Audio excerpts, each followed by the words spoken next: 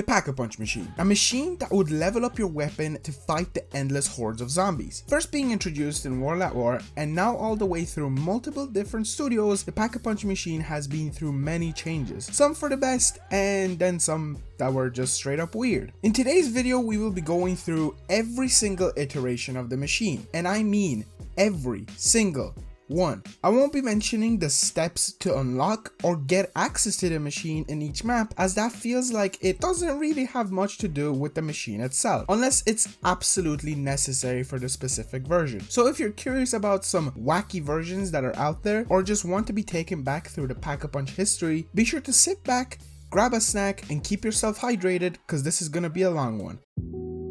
Is dead weight beats.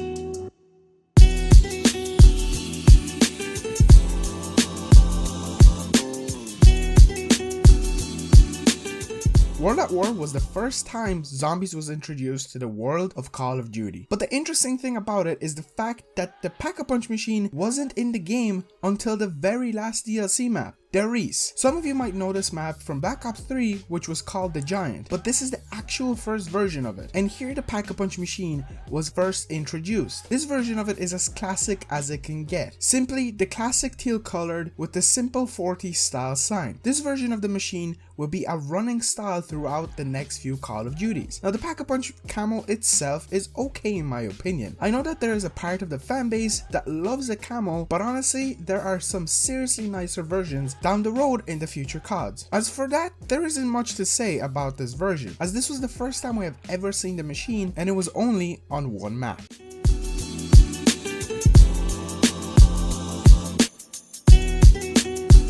Let me take you back to the simpler time of 2010. You and your friends are having a sleepover and decide to play some Kino der Toten. You connect the teleporter together and you get to the theater room. You can see the full stage where you stand, and you can pack-a-punch your weapon to make it even more powerful than you can imagine. The good old days. Anyway, Black Ops 1, similar to World at War, had the same classic variant of the Pack-a-Punch machine, keeping it very similar throughout all of its maps. But once again, there isn't much to say about this version, as this was really one of the first beginnings where they introduced the pack-a-punching system. And Treyarch didn't know how far they can really go with this, something that they really decided to explore down the line.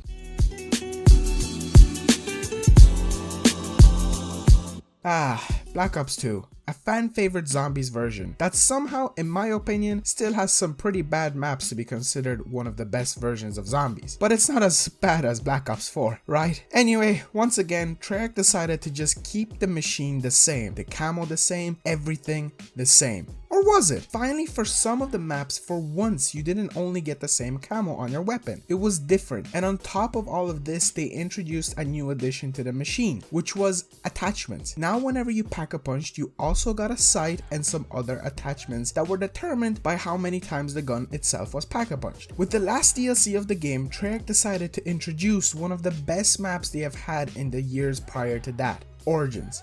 There are countless reasons why Origins is an amazing map, and for me, one of the reasons is the Pack-a-Punch camo is amazing. Element 115. It finally started up spicing the way your guns look. And you might be wondering why I keep mentioning guns. Well, that might be because not only is it the thing you upgrade, but also you're stuck looking at for literally the whole time you play zombies. And finally, after so many maps, the machine was different. Since it was a different story, rewriting what we knew in the past, it was so different and interesting, and the style of it was more stony. Is that even a word? Anyway, the look of it was like we've never seen before, and again, the camo you got from it was pretty badass and truly fits the aesthetic of the map itself.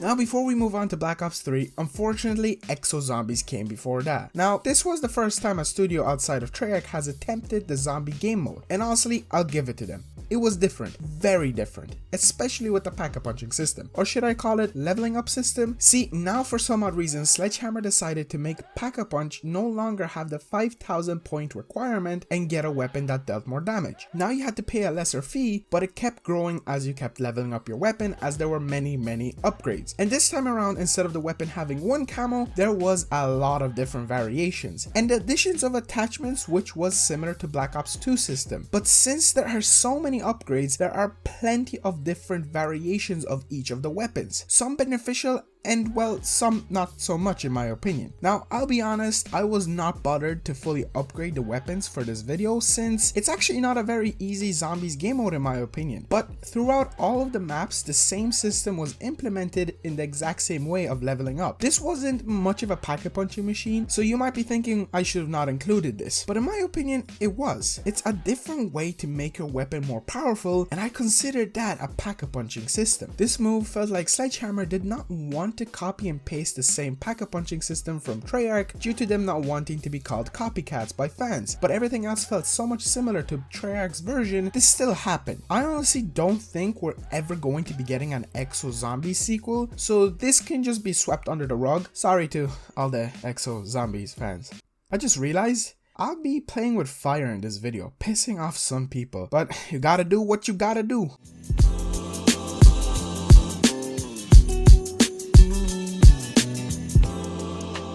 Black Ops 3 Zombies. Some would consider this to be the best versions of the Zombies game mode, and I'm one of them. Black Ops 3 implemented so many new things to the Zombies experience that it felt like it was a whole separate campaign specially made for the game. We don't talk about the actual Zombies campaign because it was bad. And the pack-a-punching system was overly similar on some of the maps. But oh boy, did Shadows of Evil flip what we knew about the possibility of upgrading your weapons. Now the pack-a-punch machine wasn't much of a machine, but a portal into a different dimension where it seems like a tentacle creature is capable to change your weapon in so many ways. As now, after so many years, pack-a-punching had a whole other meaning. It no longer only boosted your damage and made your gun sound different. Now there was a new system called alternate ammo mods. What this did is it gave you an ammo alteration that would randomly be activated when you shot the gun you were using. There was 5 variants: Dead Wire, Fireworks, Blast Furnace, Thunderwall,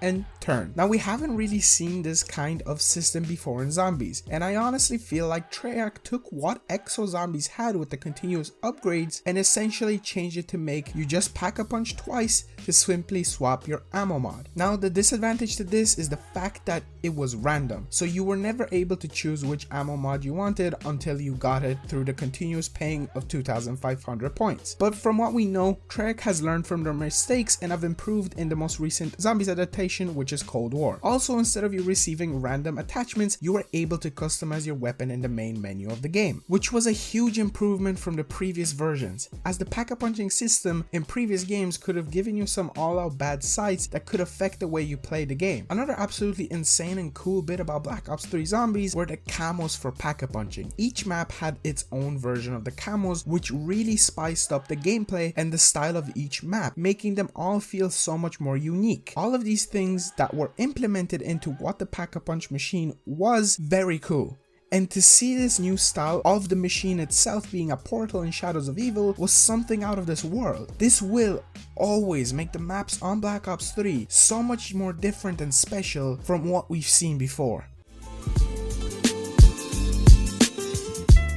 First, I need to start off with this. Infinite Warfare Zombies is extremely underrated, and you should give it another try if you think it's bad. But unfortunately, when it comes to the Pack-a-Punch machine, once again, we have a different studio and Activision attempting the Zombies game mode. So with this comes different versions of classic mechanics and the Pack-a-Punch machine itself. Since the style of the Zombies mode is centered around different movies, the Pack-a-Punch machine is a projector, which in my opinion is really cool from a visual standpoint. One of the most interesting things about the Pack-a-Punch is its creativity behind it, as the most recent creative thing we had was the portal in Black Ops 3 Shadows of Evil, but that doesn't mean that Infinite Warfare can't have their own unique design. When you Pack-a-Punch, the camo isn't anything insane, just a simple holographic pinkish purple camo on the gun on the launch map in Zombies in Spaceland. But over the next few maps, it did improve in some ways. One thing that I did also notice was some certain guns could potentially hip fire with extremely accurate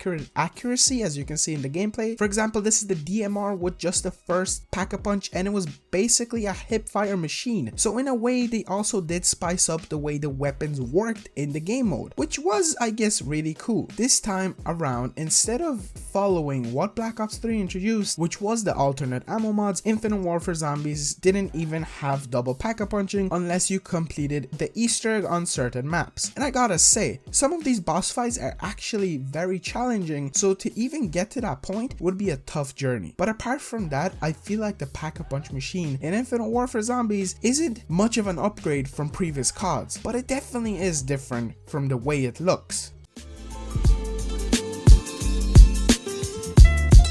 Now, World War II is not really liked in the Zombies fan base. Some people will go as far as saying it's the worst version of Zombies. And I don't totally agree with this. While I did love it when it was released, it didn't age very well for me. But we're not here to talk about how the game mode plays. Honestly, once again, similar to Infinite Warfare Zombies, this time around the Pack-a-Punch machine is, well, what is the Pack-a-Punch machine?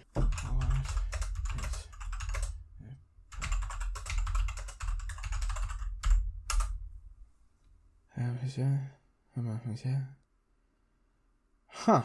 So from what I was able to find, it's described as a Pack-a-Punch machine, but to fully describe, I don't exactly know. It's a weird, futuristic, in a way metallic machine that does what a Pack-a-Punch machine should. It was kept the same throughout each of the maps, and it essentially upgraded your weapon. And there wasn't, unfortunately, any double Pack-a-Punching once again, unless you would count the ability to restock your ammunition by purchasing it at the machine itself. For the camos, they're once again different throughout the maps, but they're not all that special, and none of them personally stood out to me. So overall, in the evolution side of things, I feel like World War II is probably around the last place, as it did the least with the Pack-a-Punch, and it's very disappointing if I have to be honest.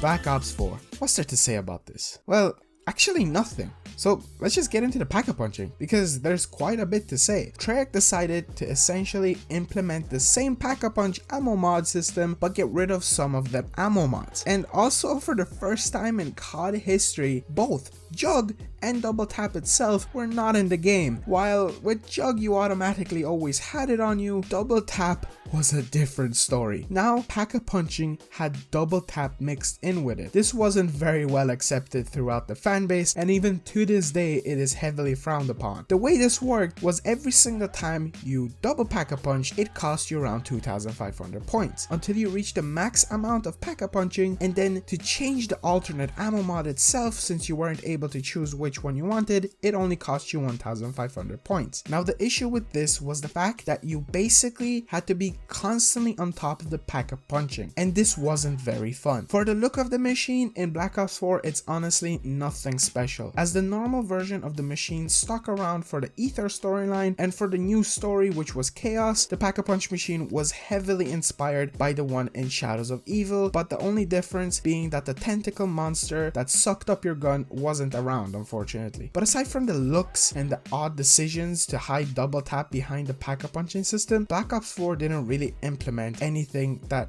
we as fans of zombies would consider positives. If anything, it definitely caused more negatives.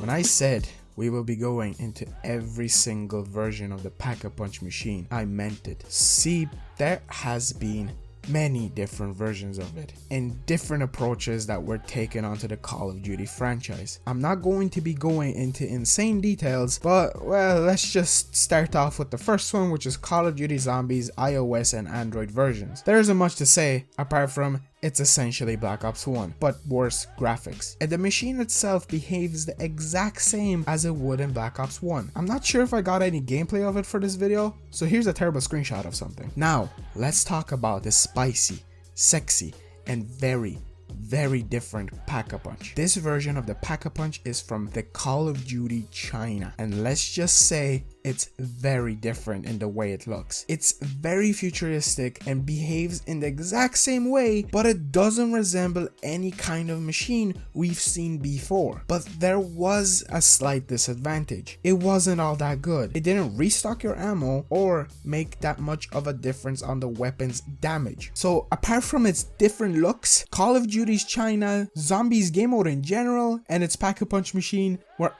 but I guess it looked cool. And now I do believe this is the last of the side Zombies versions, which is none other than Call of Duty Mobile. And once again, it's basically the same machine. Yep. Sorry to be the bearer of bad news, but it's just the exact same machine from previous Call of Duties.